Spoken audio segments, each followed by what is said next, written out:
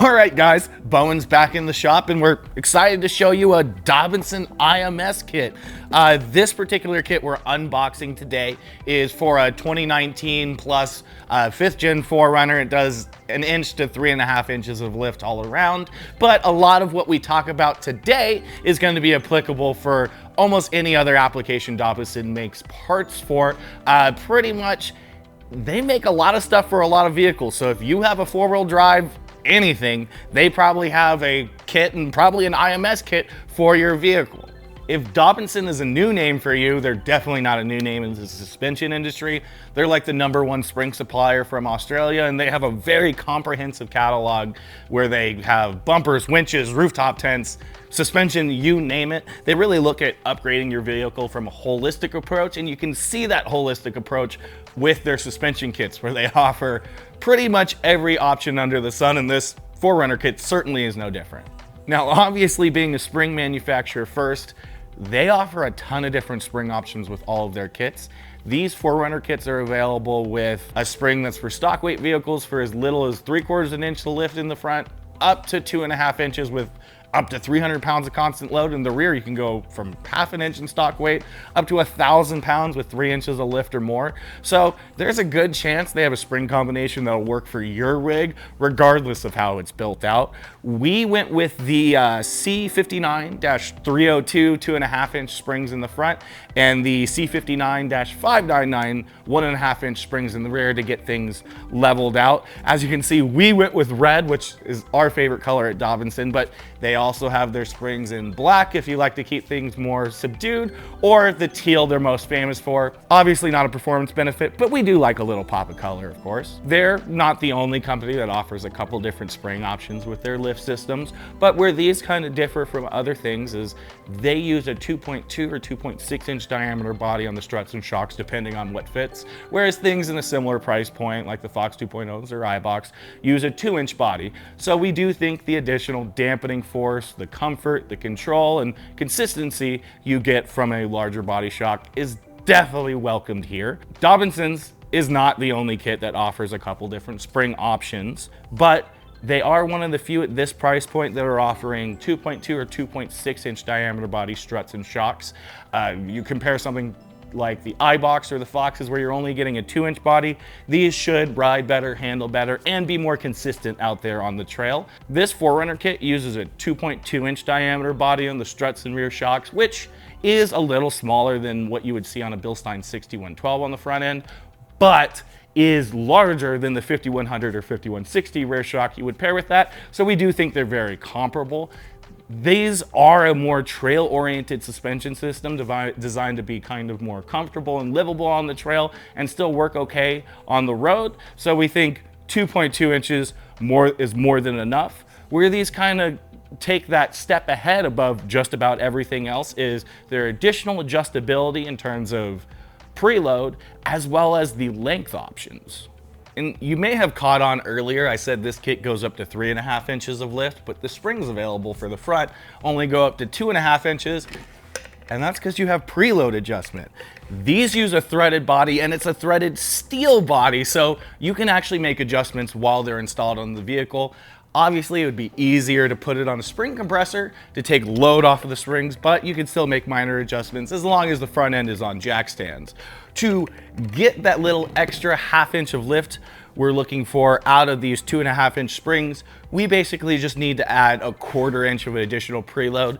They recommend you can actually add up to an additional inch. And if you're looking for more than 2.5 inches of lift and already have an aftermarket upper control arm or don't mind getting one, they have an extended travel front strut that gives you actually an additional inch of travel and will work with that additional inch of lift if you added it on preload. Obviously, you don't need to go up that high, and in fact, you can go down as little as 2 inches of lift. So if you're looking to do this upgrade, we highly recommend going for the extended travel option in the front. Especially at this price point, you really should be looking at some upper control arms anyway. Particularly on these Toyotas, they benefit from a upgrade so that you can run more positive caster, push the tires further forward and away from your cab mounts, and give you more tire clearance.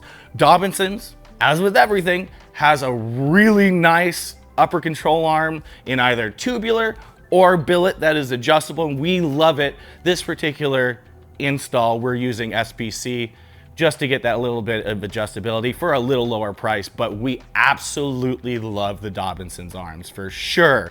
When we're looking at these, they come preset when you buy them at the 0 preload setting. So if we were to just install that, it would do 2.5 inches of lift, but as I said, you could go up a full inch or a half inch of preload and get that little bit of extra lift you're looking for, or offset a little bit of additional constant load down the road. To make it even easier, on top of the on-vehicle adjustability, these strut kits or coilover kits are available as complete assemblies with OE-style top mounts from Dobinson. The OE-style top mount is going to last longer and provide a better reduction in noise, vibration, and harshness you get from the road, but it also means you can just bolt it on without a spring compressor.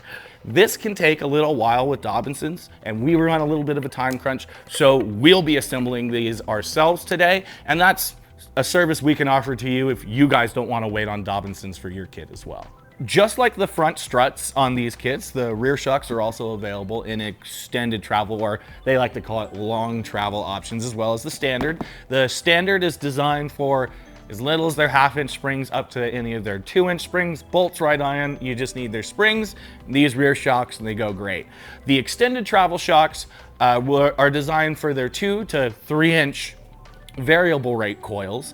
And since they are so much longer, need a brake line extended or extended brake lines, and to extend your bump stops so that 1, you don't yank your brakes out when your suspension fully droops out, and 2, your bump stops engage before these new longer shocks are fully compressed. Saves them, allows them to last a little longer. We obviously went the extended travel part on both options because we like to party, but if you really want to get all the performance out of these, you will want to upgrade your upper and lower trailing links and maybe even your track bar so that you can get all the flex, all the travel without any bind from the rear suspension.